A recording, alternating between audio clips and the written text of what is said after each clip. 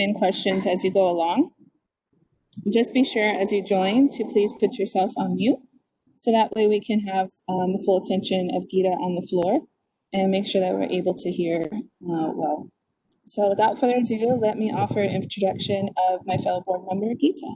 So Geeta is GIAC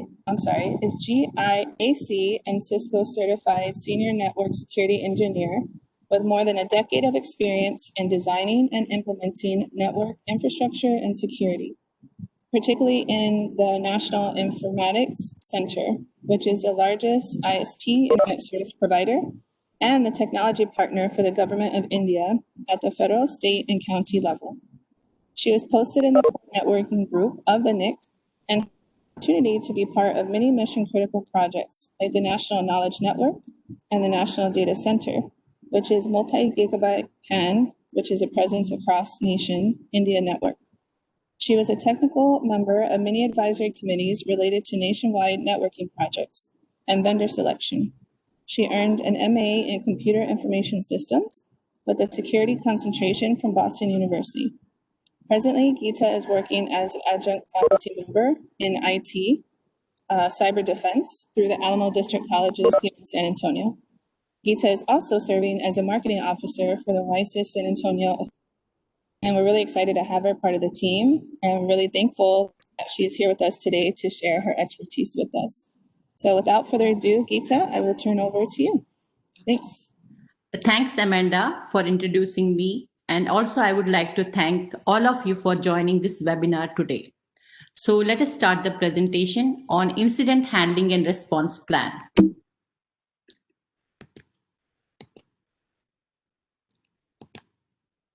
So the topics I'm going to cover is what is the need to respond to incidents, cybersecurity laws and regulations, what are the threat vectors, incident response framework, and processes and policies required for developing incident handling and response plan, and setting up security response teams. So first of all, the question is, why do we need cybersecurity incident response plan? What are the motivators behind it? We all know that security breaches and frauds are increasing in frequency and scale. If I look at the data here itself, in 2020, in the first 6 months, number of data breaches which have been reported is 540. And this number in reality is very less because most of the organizations, they don't report data breaches to the law enforcement. They fear reputational damage. So what does this number mean? This means it's very high, like our organization as a matter of fact is going to be attacked and there is a high probability of cyber breach. And if we don't have any incident response plan in place, first of all, we don't know what to do in case there is an incident. There is no security policy, there is no procedure. So the response will be chaos and panic. Whereas the main goal of incident response plan is basically to quickly detect and contain an incident. The more the hacker stays inside my network, the more damage it will be to the organization, both financial and reputational. Sorry. So my second is my obligation to the compliance regulations and standards. And these compliance are industry specific. If my organization it comes under financial institution, then I have to be compliant with GLBA, which is Gramm-Leach-Billy Act. And according to their security controls, incident response plan is mandatory. Then if we are under federal government, and even if we are a contractor and vendor working, having some connection with the federal agencies, we need to be FISMA compliance. FISMA is Federal Information Security Management Act. And then if we are in the health sector and we are storing any kind of a personal health information, then we come under HIPAA, Health Information Portability Accounting Act. And according to for the retail industries, the payment card industry, they have formed their own body and their own standards, which is a digital security standards. And whether your organization is big or small, if you are storing or processing or there is any kind of a transaction related to the credit card data, or debit card data, then you need to be compliant with PCI DSS. And all these compliance regulations and standards, incident response plan is mandatory. And if we are non-compliant, there is heavy regulatory fine we have to pay to these organizations. And we may lose even license to do the business. So these are my threat reports. If I see my threat reports from 3 different organizations, Symantec, Verizon, and FireEye. According to them, all of them, there is one thing in common. If you can see my threat vectors, my threat vector is, according to Symantec, it is phishing, ransomware, or distributed denial of service attack. According to Verizon, it is denial of service attack, phishing, and ransomware. Again, it is a common. And according to the FireEye, it is phishing, malware, and ransomware. If you see, there is one more thing common. The way the organization has responded to the incidents, it is either a weak response or a slow response or a delayed response. Now, who are the targets? Actually everyone is a target. We have financial, you can see they are the target, healthcare is target, telecommunication, retail and hospitality, everyone is target other than a non-profit organization. And also there is an assumption, basically small organizations, they will not be the target. They are, they feel that they don't have anything, tempting for the hackers, but that is not true. If the hackers see $1 in your records, they are going to attack you. And if we look at the data in 2019, 41% of the attacks has been on small organizations. And it is very difficult for a small organization to sustain a breach. On average, it has been found that if organizations goes through a breach, they have to pay $4 million US. And small organizations, they can't suffer this kind of a loss. In 6 months' time, if the small organizations goes through a breach, they close their business. So it's more important for a small organization to put proper security controls in place. Now, what are we up against? We are up against a criminal service industry. This is a service industry which has globally revenue of $6 trillion. And that is a huge money. And who are our top attackers and impact? Our top attackers are organized crime. We have some nation state category adversaries also. There is some former employee. And if we have to be up in the game and fight against the organized crime and nation state category of adversaries, we have to be really, we have to have all the security controls, all the processes in place. And nowadays, it is no more that, you have a group of hackers or you have some person, they are trying to attack or penetrate your network. No, it is organized crime. Organized crime means it works just like a corporate sector. You have specialized departments. You have specialized subject matter experts. Suppose you need like some people who are expert in stealing the data, then you have specialists in that. Suppose you can steal the data and you can't sell the data on the dark web, you have specialists for that. So it is like, it is very difficult. Basically, they're all experts. And if we don't have these plans in place, we can't fight them.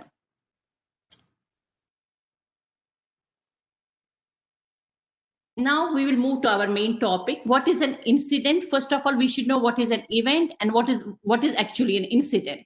Event is any observable occurrence in a system or network.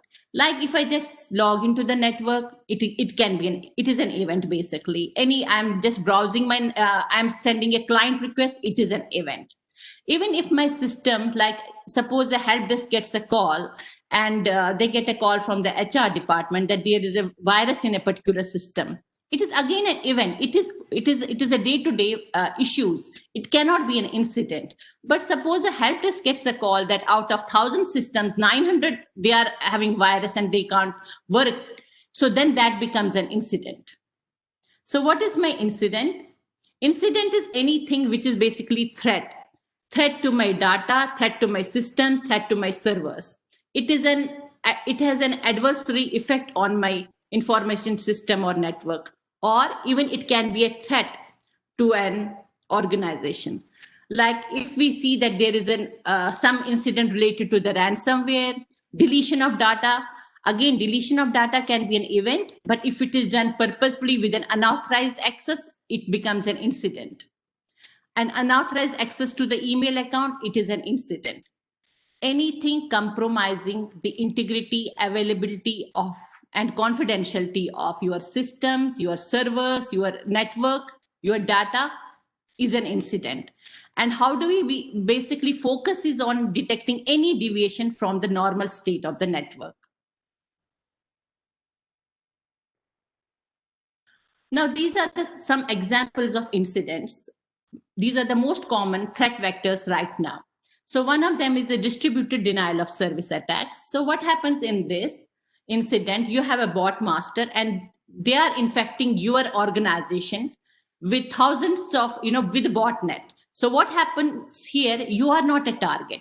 The target is someone else, but they are using your systems and your clients to target other organizations. And sometimes your targets are outside your country also. So what happens when the target gets basically so many requests, it becomes overwhelmed and it either crashes or is unable to respond to the legitimate request. In distributed denial of service attack, our availability is affected.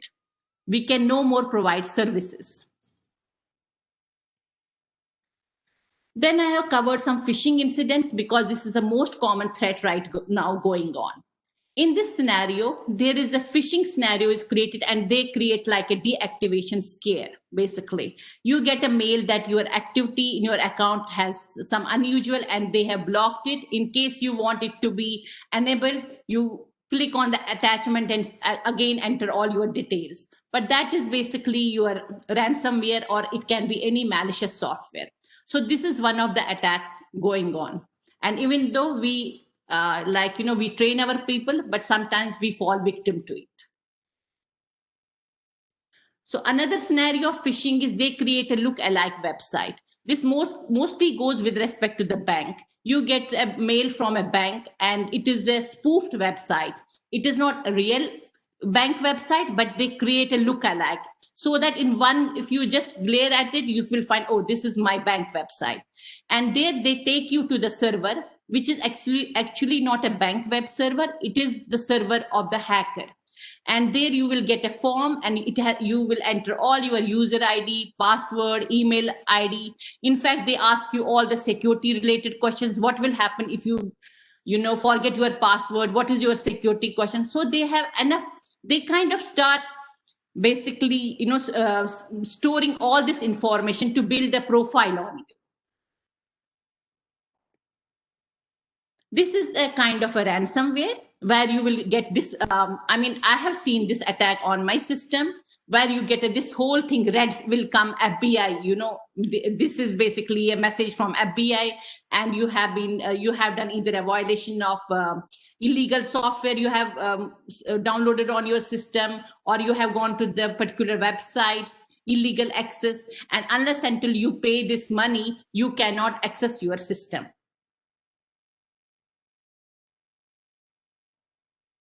Then this is, I think all of us know this Nigerian scam.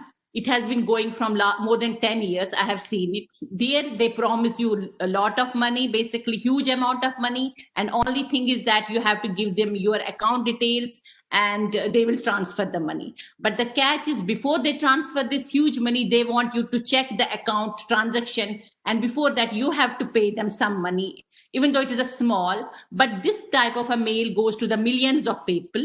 Usually, it is a Nigerian scam. It is from the Ghana and some other African countries. You will, when I look at this email, the first impression is that it is some kind of a scam. Who will transfer you such a huge amount of money? But you will be like surprised. There have been, the victims have been doctors, engineers, Nobel laureates. So there is some vulnerability in humans which falls to these scams. Now, this has been a real, a tricky and most successful phishing scam is a business compromise email.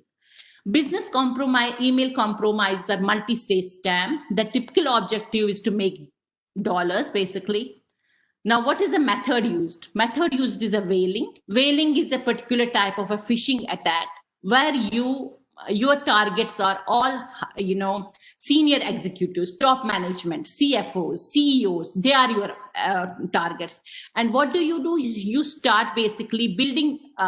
You start the attack by phishing, by reconnaissance, gathering the information about your targets, and then you will do a specific attack on them. So there are two versions of this attack. One version is here, the business will receive a request for wire transfer. That is fine. But what do they do?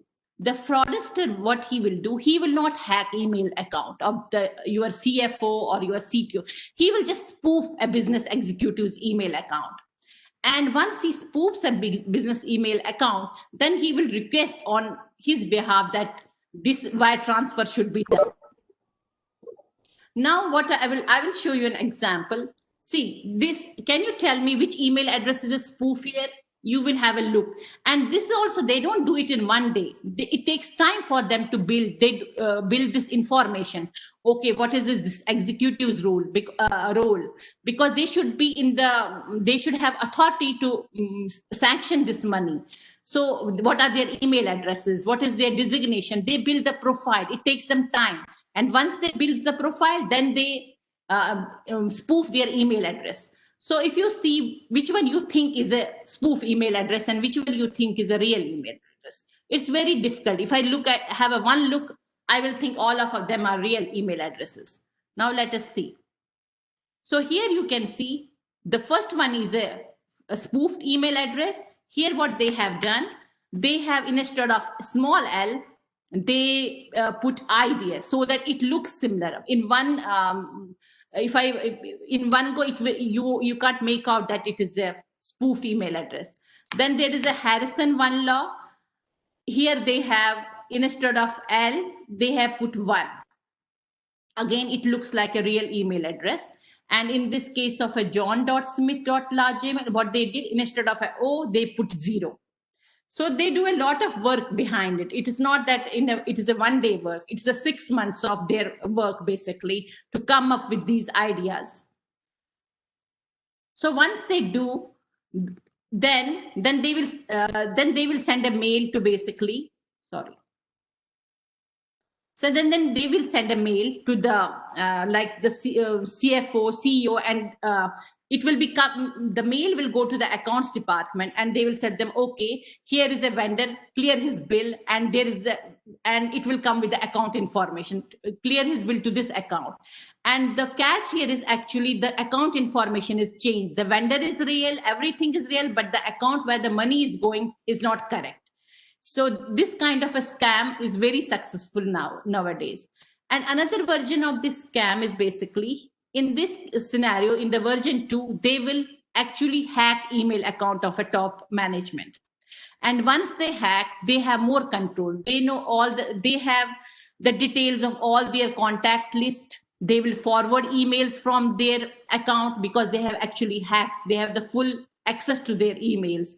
And from that hacked email account, they will send emails to the customers related to the business and wire transfer. So that is much more dangerous than the version 1. So how bad it is? It has been reported in all 50 states and 170 countries. The global exposure to this scam is more than 26 billion. And in fact, in US, the domestic exposure to this scam in last 7 years is more than 10 billion. So that shows how bad it is and how important it is for an organization to put proper security processes and procedures whenever there is any transaction in particular related to the change of account information. And they need to empower their employees so that the employee should go back and at least make a call to the CFO. Is this real? Do you want me to transfer the money? So that kind of a security procedures need to be implemented in the organization so that they can put some stop to this business email compromise. So also in the business email compromise, the time is an essence. If you think you have been fooled and you have transferred the money to a wrong account, immediately, first of all, you go to the bank and inform them. Also, there is this website, because in this case, time is an essence. Before your money is transferred outside US, before that, you should try to freeze that account and stop the payment going to the other countries, because once you go to the other country, the money goes to the other countries, it is very difficult for even FBI to get that money back. So this is a website where you can file the complaint. Now we are in the incident response framework. What is the framework required on which we will build our incident response plan? So there are two types of frameworks. One is NIST, National Institute of Standard and Technology, and another is SANS, System Security Network System Audit, System Audit Network Systems. So basically, what does it do? In the NIST, we have, it is almost similar, both the frameworks are similar. And actually in NIST, what they have done, they have containment, eradication, and recovery, they have combined into one phase. So their response framework is only of the 4 phases. Whereas in SANS, most of the organizations nowadays follow the SANS response framework. It is of 6 stages. As you can see, it is a preparation, identification, containment, eradication, recovery, and lessons learned. Most of the time, our incident handlers and our security teams, our network administrators and system administrators, they spent in preparation and identification. Preparation and identification, basically preparation is that you have to every day prepare for a new battle. Every day the hackers are coming up with a new exploitation. So you have to be ready for that. You make changes in your processes, changes in your configurations, changing in your firewall equipments. So that is the part where you are busy.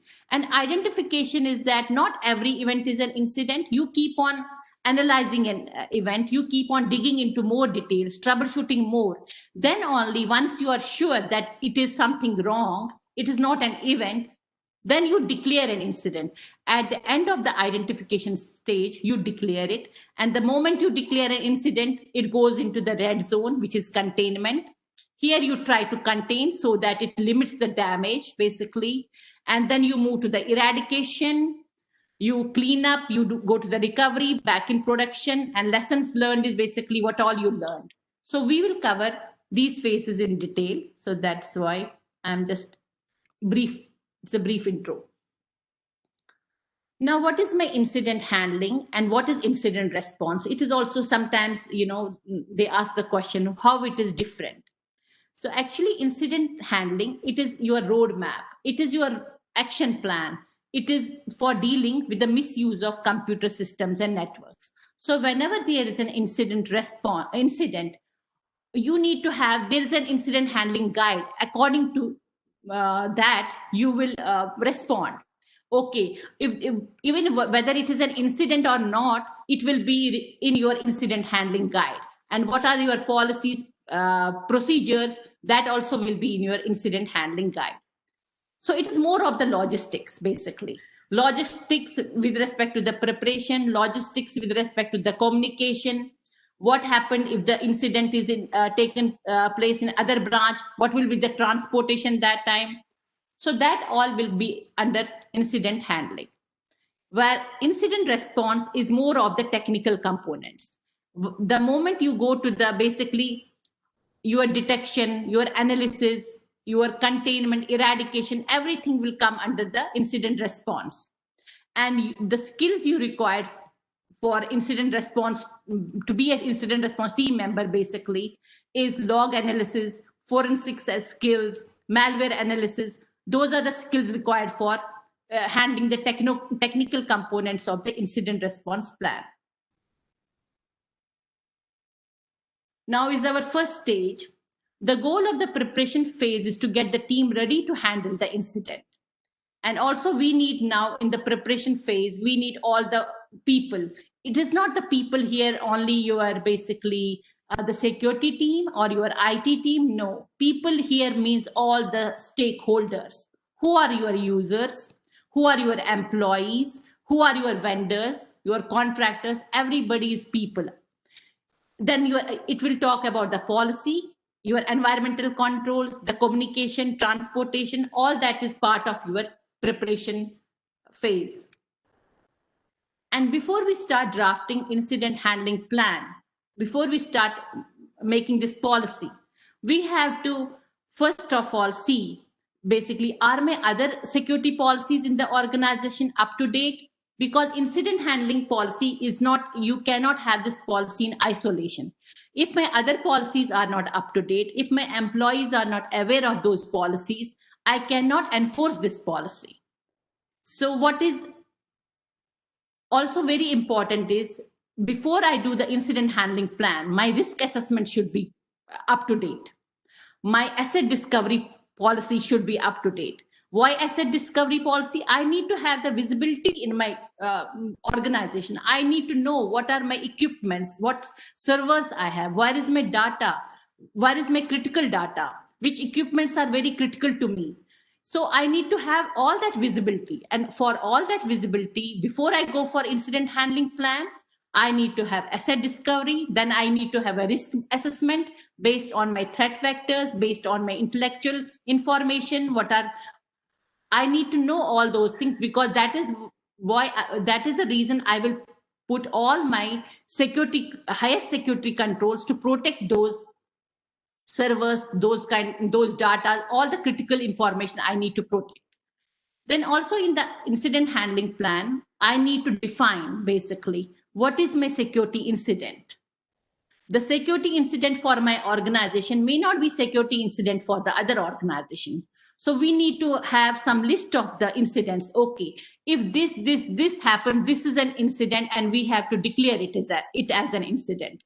And once we have some like definition of incidents, what all is an incident to my organization, then I have to do the prioritization. Okay, now what incident is very critical? What is going to be my response time in those critical incidents?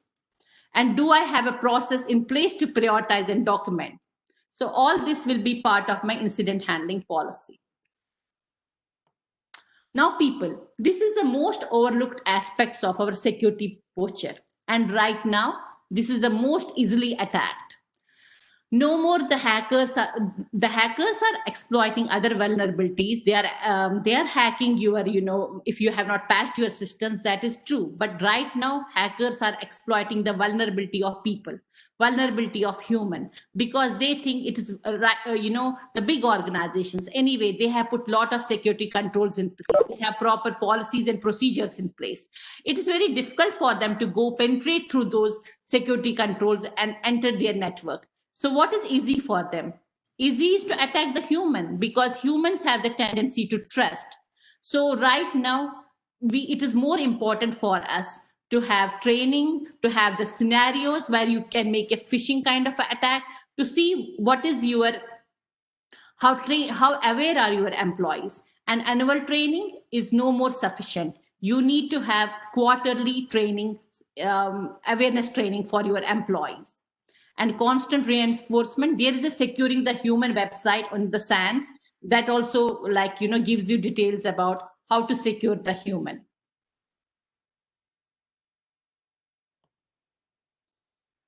Now, second is a policy response. In the incident handling policy, we need to know how I will respond. Okay, there is an incident. What is going to be my response strategy?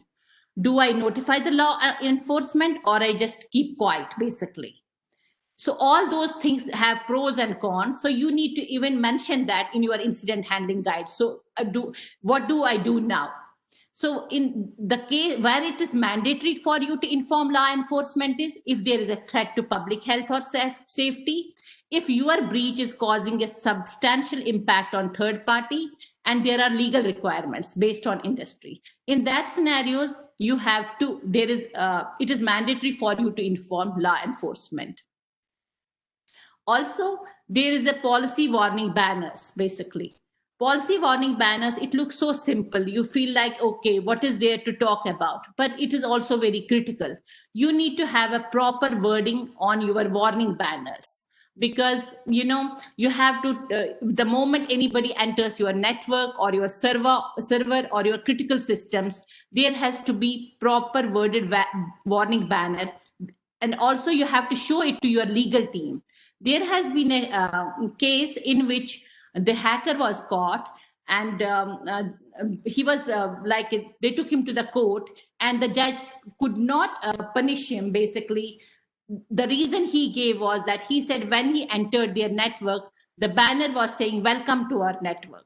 So he thought, okay, since the banner is saying welcome to the network, it's okay for him to penetrate further into their network. So we have to show our wordings, our banners to the legal team, so that in case there is an investigation and you decide to go to prosecute the person, you need to have all these banner, worded properly, so that you can go ahead with that. Then policy related to your peer notification. In what scenarios you will notify your peers? So our second phase is identification. Now, identification will happen. Basically, it can you can identify or detect an incident at the 4 levels. It can be at the network perimeter detection, host perimeter detection, system level, and application level. For ideally, we would like to detect an incident at the network perimeter, but it is not usually the case. That the hackers are smart. They go deep into our network. Now, what is at the network perimeter? At the network perimeter, basically, will be our gateway routers, our intrusion firewalls, intrusion detection system, intrusion protection systems, which is most of like my DMZ zone. That is my network perimeter level, basically. What is my host perimeter detection? Host perimeter is where the packet will be entering the server or coming out of the server. So usually I use the sniffers to detect these kind of attacks. What is the system level detection? System level is basically, suppose I have an antivirus installed on my system, and my antivirus detects basically there is something wrong. So it will pop up. And so that is my system level detection. Application level detection is all in the logs. You will see the web log, you will see the database log. That gives you a lot of information about the attack. Now, what if I say that, okay, I don't want to identify an incident? What is going to happen? So if you don't detect, or if you don't have even the resources or the skill set to detect an incident, what will happen? It is quite possible that you may not be under attack, like we saw in the distributed denial of service incident, but your organization is used for attacking other organization. And if that is the case, you, first of all, your domain will be blacklisted, and you are linked to the criminal. This is a criminal activity. If your organization, even you are not aware of it, but the hackers have installed botnets in your organization systems, and that your organization is attacking other organizations. So you will be blacklisted, and you will be put in this website list, and it is updated every day. You have the top who are the blacklisted, and automatically your ISP will they will filter you out. The moment you are filtered, that means nobody can access you, and neither you can access anyone. So, I mean, it is a loss to you. You are linked to criminal activity. Your domain is blacklisted, which is a shame for the industry. Now is this is from my previous organization. I wanted to give you an example about the network perimeter. So you can say this attack happened at it was identified at the network perimeter. So attacker was from, you can see attacker IPs, and he has made more than 180 attempts of attacks on this website. And it is from somewhere from Poland. And the attack method he has used HTTP exploit, attempt to read password, all that thing. Then he has same kind of attack. Again, the same IP address is attacking attacker's IP, and he has used on this website, he has spent 15 minutes, and number of attempts he has made 170 attempts. But this attack was detected at our network perimeter level. So once you get these type of attack, the security team, the security monitoring team, they send it to the other departments, basically the network departments, the people who are taking care of the servers, and informs them, see, there is an attack. Can you please look at your logs also, the application log, the web service logs, so that you get more information about it and how to protect this attack. Now, there are many ways. One is that what the organization does, if they don't have any user from this Poland, they are sure. So they can also basically do the geofencing. Geofencing is that, okay, I have all my users, suppose in this case from India, I don't want anyone from other geographical locations. So I can do geofencing. Or I can put filter with respect to this particular IP address and let others enter into my network. In the identification, I found this Windows Linux cheat sheet. You can get it freely on this. These are few commands, but you can get it from the SANS website. It is freely available. This is very useful. So first of all, what do we do in how do we identify an incident? The identifying we identify is whenever we see any kind of a deviation from the normal. If my server is little slow, or if my network is, there is no legit reason for my network to be so high, the traffic is so high, we see any deviation, we kind of get some idea that something is wrong. It can be, it can be, it need not be an incident, but what do we use? We use these commands and it will tell you what are your unusual network, your processes, your file systems, your ports. So this is a quick, basically, troubleshooting for the system administrators to see what is wrong in their server. But before you use these commands, you should have a very good idea of what is normal for you. The system administrators, the network administrators need to know their normal, need to know what is the baseline for them, their normal activities, how their system works. And normal activity also means they need to know what the services they are running, what ports they have opened, what file shares they have created. They need to have all that information. Only when they use these commands, they will see, oh, I have never enabled this service. How come this service is running now? So you get a doubt. And then you see the netstat, like this command, netstat will tell you all the ports which you, which you have opened, and what is, and all where they are connected, which IP address is using them. Netuse will tell you which, what connections has been initiated by your system. Netuser will give you an idea of who all are who all are using yours, in particular your about the administrative accounts. And these are similar commands for the Linux systems. So they are very helpful, like cron tab. Is there any other which I have not scheduled, and that procedure is scheduled, so I need to know that. And what are the services running? So this is, so next, once we declared an incident, we move to the containment, which is a red zone, basically. The moment we come to the containment, it is basically a time to be calm. It is very difficult to be calm in this kind of a scenario, but it is very important for the incident handlers, for the network administrators, for the system administrators to keep calm. Because now is the time for you to take notes and see, basically, before you touch the system. Now is the time for you to capture the evidence. You can't contaminate the system, because you need to have evidence what went wrong.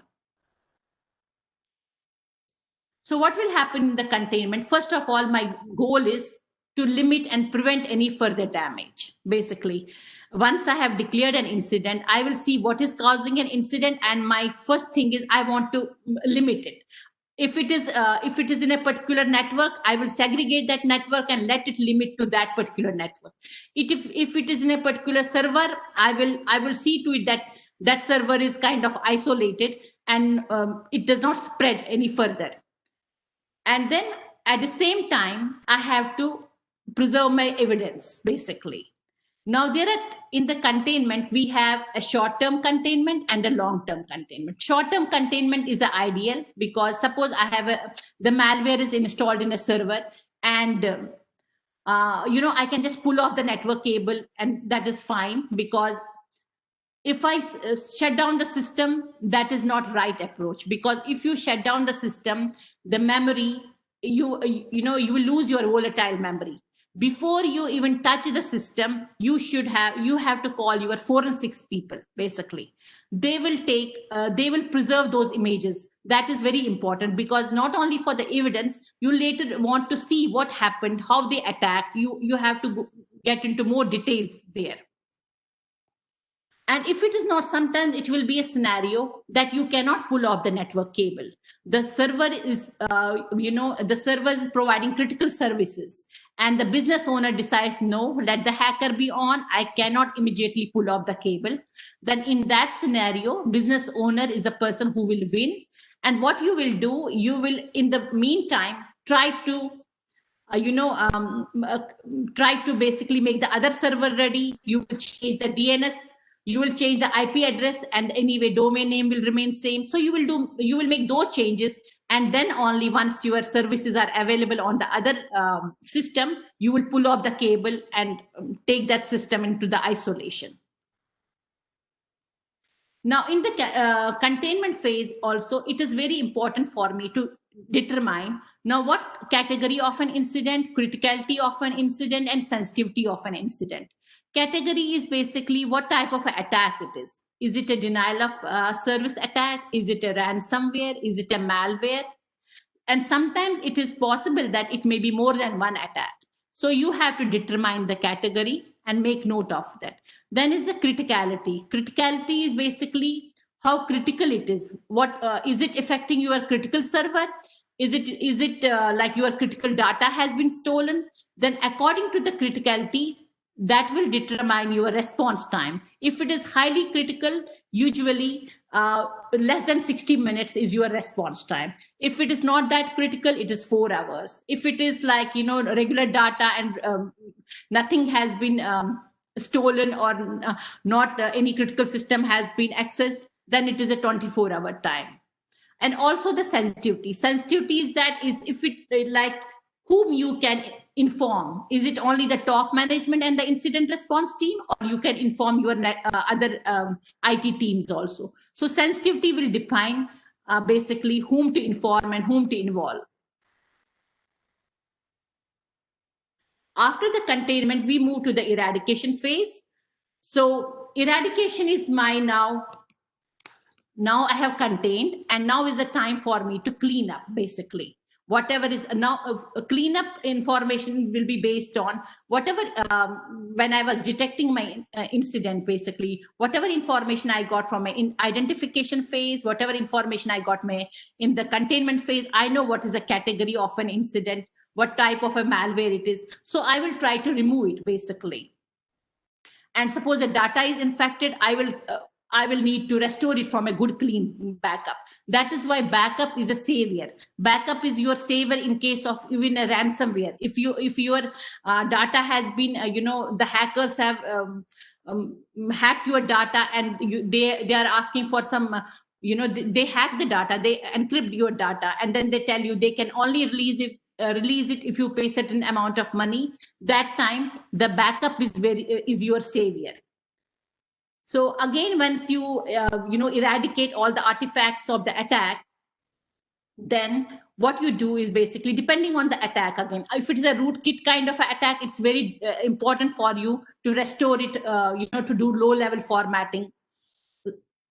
Now, once you have eradicated, it is important for you to improve the defense.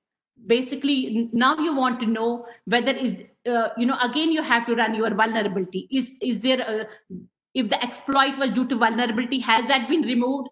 If it was due to the scanning, if some ports were open, are they closed? So in eradication, basically, you will harden your system. Once you are removing all the artifacts, you have to harden the system, you have to harden the network, you have to put more filters in your gateway routers. You may be creating a custom signature and putting it on your intrusion protection system and detection system. So hardening of the network, hardening of the systems is part of the eradication phase. Now is my recovery. Recovery is basically, it is time to bring the system back into production. You have already eradicated it, you have cleaned it, the backup is good. So, and you have hardened your system. But once you put it back into production, it's very important for you to monitor it. There are many times when you think everything is good, and the moment you put it back into production, again the hacker attacks. And the hackers have a tendency, the exploit they have used before, they try to use the same exploit. So it is very important for the incident response team, for the security team, or the system administrators. If there is any vulnerability before, you try to clean that, remove that vulnerability, patch the system properly. And you have, before you hand it over to the business owner or the system administrators, you have to test and verify if the system is clean and functional. And you will be observing it for months, basically, to see that that kind of attack has not happened again. And again, in the recovery phase, you will be using all those cheat sheet commands to see what is your, is there any unusual process? Is there any unusual command? Has any, bot master connected to your system, or is any data going from your system? All those cheat commands will be again useful for you in the recovery phase. Then the most important part, it's not most important part, but it is critical for you so that you can improve your processes. Now, lessons learned, that is my sixth phase. Sometimes, the incident handlers and the security team, they are so burned out, they feel like, let us not do this phase. We have already put up the system back in production. Everything is working normally. So this phase can be, avoided. But again, it is very important for you to have this meeting, because all your notes, all your evidence, all your who was the hacker, what happened, where and when and how, and the time stamp of the incident is very important for you to discuss. Normally, it is recommended for you to have a meeting within the 2 weeks of the incident, basically, in the first 2 weeks, because if you delay it, then the people forget. And once you, in this incident, when you have this meeting, then you will discuss, okay, did the process work out properly? Was there any procedure, was there, if the contact list was current, or was there any, the system, what procedure you had written that did not work? So all that you will be discussing in this lessons learned. And based on that feedback, you will improve your policies and procedures, basically. Okay. And if you whenever there is an incident, I want to just, before that, whenever there is an incident, it's very important for the incident handlers and all the teams not to blame anyone. If you have to blame, it is very important for you to do the blaming part in the lessons learned phase. Because otherwise, we all, even when there is an incident, even incident handler does not know the actual, what is the cause of the incident. It's sometimes the perception changes as you dig into the more details, basically. So blames also has to be done in this phase, not any other phase. Now, team, who all are in my team? The team is basically you. It's very important for you to have management on board, because they are the one who are going to authorize. Basically, you need a funds, you need a resources, you need skills to have in your team. And then it is your primary handler, who is the incident handler. Usually we keep only one primary handler, so that he's the one who will coordinate all the activities. And he also acts as a tiebreaker, because if suppose one system administrator says, let me do this first and then that, and another says, no, let us take the evidence this way, primary handler acts as a tiebreaker. He will be the one who will be delegating tasks, who will be telling what to do first and what not to do. And he is the one who will be handling communications to the management, because it's very for the technical team to work when the management is on the top of their head. So the person who will communicate to the management is your primary handler. Then is my communications person. It is not the communications person is basically my person who will be talking to the media. In case of a breach, you don't want technical people to talk. No, they can't talk up to the media. And usually this communication person, he's not even an IT person, but they are very expert in talking to the media. handling the media. Then you have a legal team person, legal, because if your data is with respect to the personal identifiable information or the personal health info, health information, so legality is involved in that, so you need to have a legal person. Again, sometimes legal and privacy officer are the same. Then you need to have your critical this experts, subject matter experts, basically. So they are from your networking team, your security team, server people, cloud people, forensics people. You need all those people and the analysts to be in your technical team. So this is my team. So incident handling, it is not that once I made the policy or procedures, I'm fine. No, businesses change, so your policy should change. Even the threat vectors, which are today, they are going to change. So my attacks will also change. The main, to have a robust incident response policy in your organization, only thing that will be helpful for you is to have just practice and practice. Have some tabletop exercises in your conference room, because that's very important. That way you will have an idea the policy you have, the guide you have really prepared, is it actually working or not, is it current, is it updated or not. And based on the exercise, based on your incident, what happened, did you have to apply whatever you learned. And also, one thing we have seen in the organization, they don't learn from the incidents, the vulnerable, they don't even change, they don't even remove all the vulnerabilities. So that whatever is the reason for your breach, those vulnerabilities have to be removed, and you have to put proper security controls in place so that it is not repeated. 89% of the time, the hacker will use the same vulnerability, same exploit to hack your organization.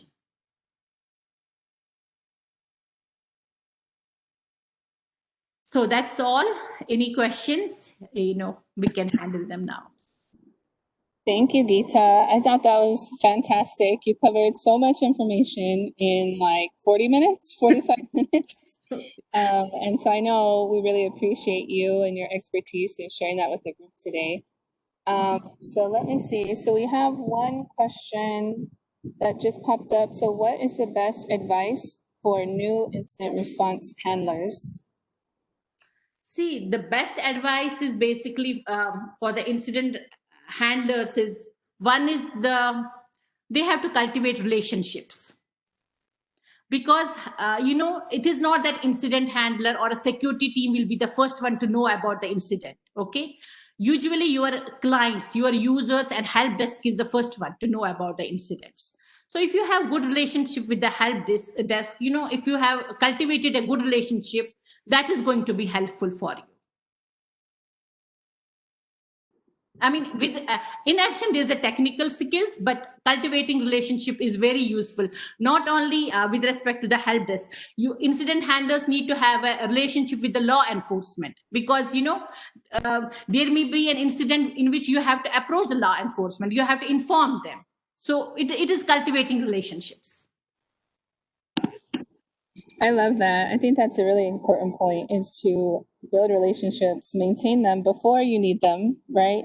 It sounds like that's what you're telling us to do, is to make sure we know people in our ecosystem, people in our community who can be resources for us, and help share information and trust, right? As well.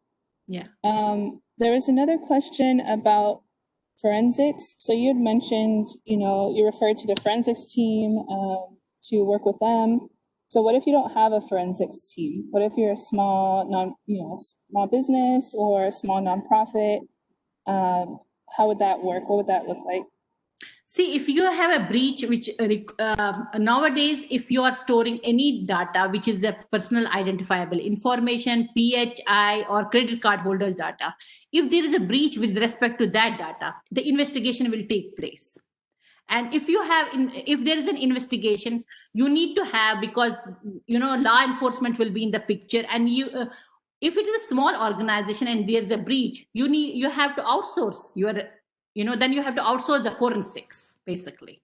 That is why for the small organization, it is very important to have proper security controls, because to go through the investigation, leave about the regulatory cost, to incident response team, one per hour they charge $1,000. So it is not easy for a small organization even to conduct an investigation. It is not easy for a big organizations, because you need these specialists, these like forensic specialists, the log analysis, who will preserve, who will capture these. They are all highly skilled fields, basically.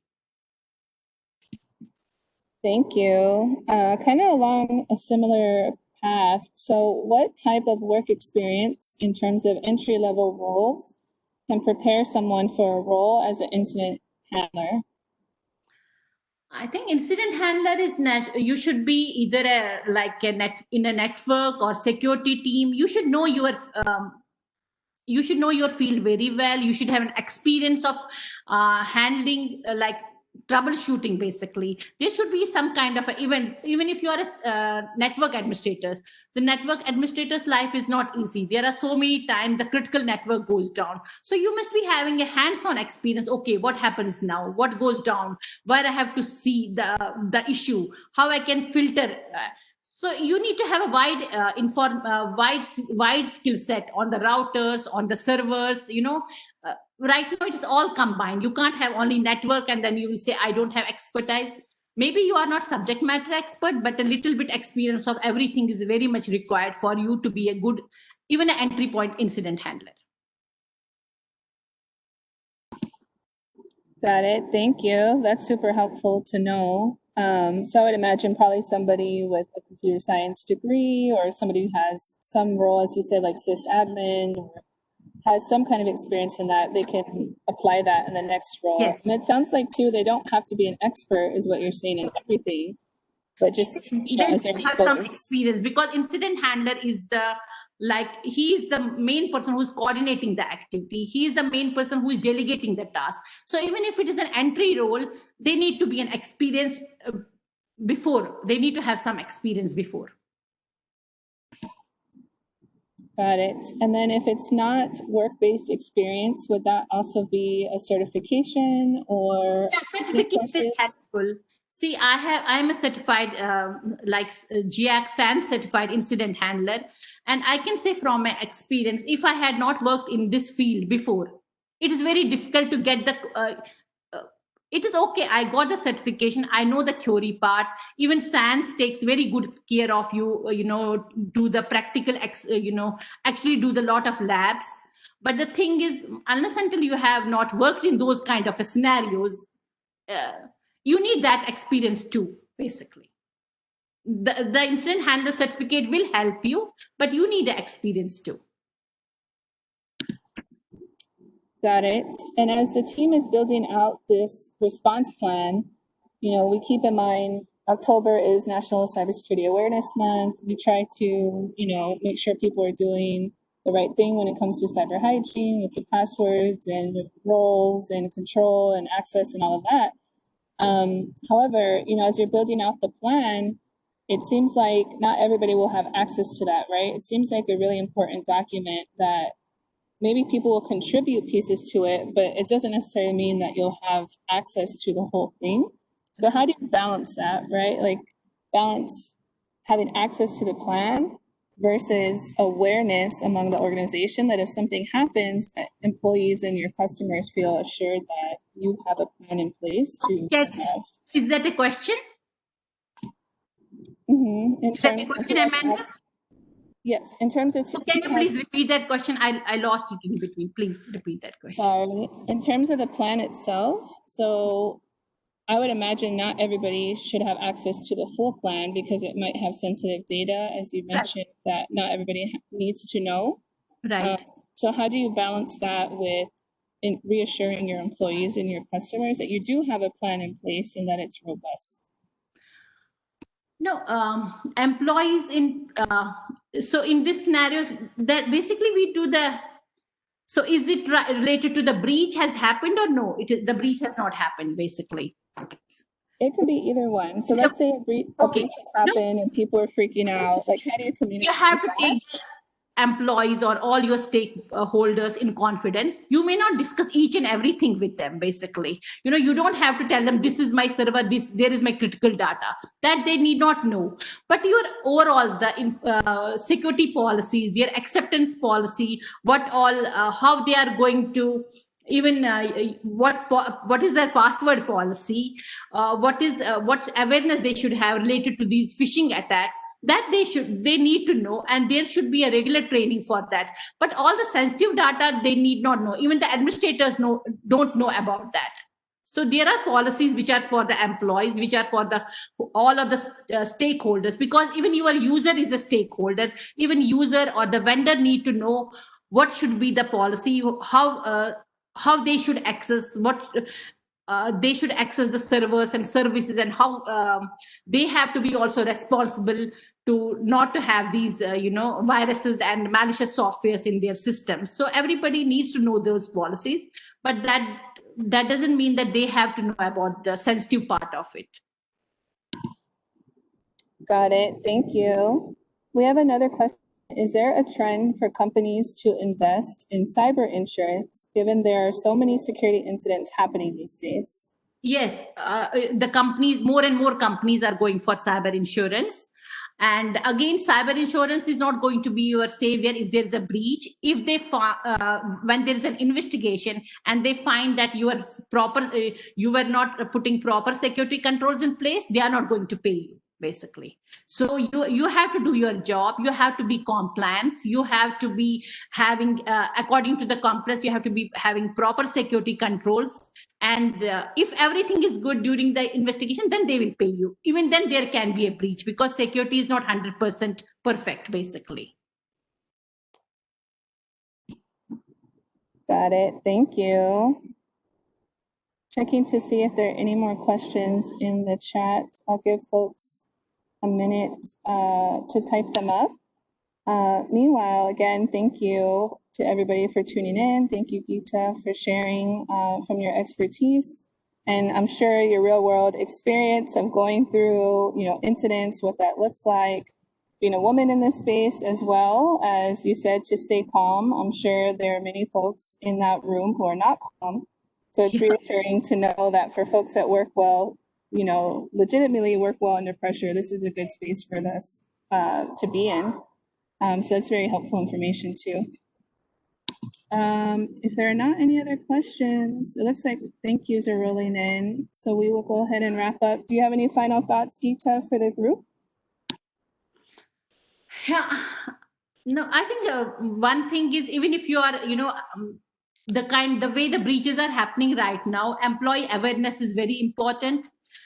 Protecting the human is very important. That is what I could see. The more I was reading about these breaches and going into the details, I could see the human vulnerability is right now. They are attacking the humans. They are exploiting the human vulnerability. So all the employees, all the people, even, I'd like you say cyber hygiene, it need to be up to the mark right now. It is not that you are only the people who are in the security team and IT team. It is no more that kind of a scenario right now. It is applicable for each and everyone to be aware, to be, to have basic cyber hygiene, as you said, basically. I think that's an excellent point. And again, October is National Cyber Awareness Month, so we all know the importance of basic cyber hygiene. But if you're not aware, there's a campaign that goes on throughout the month with a lot of helpful tips, with the information that Geeta shared about making connections with law enforcement, particularly before you need them, for all organizations of all sizes and backgrounds. And so I think this was a great presentation. And for those who asked, yes, we are recording today's event. And so we post it afterwards on our YouTube channel. So we'll send out an email to everybody who registered. So thank you all for registering and being here with us. And if somebody missed it, it's totally fine. We'll send that link to you, and please feel free to share it. And if you have any questions, feel free to reach out to us, and we'll be in touch about our next event. So thank you again, Geeta. Thank you everybody on the line, and we hope that everybody has a great evening. Thank you all.